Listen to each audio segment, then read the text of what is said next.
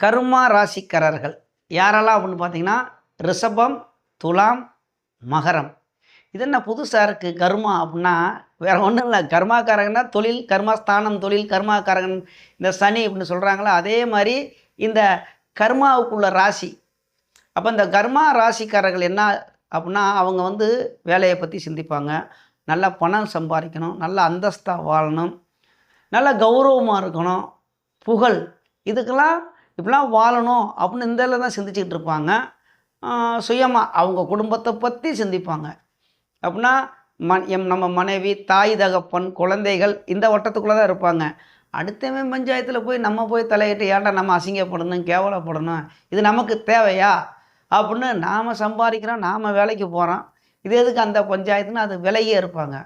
அப்படி இந்த 3 ராசிக்காரர்கள் யாரெல்லாம் அப்படின்னு கேட்டிங்கன்னா, ரிஷபம், துலாம், மகர ராசி.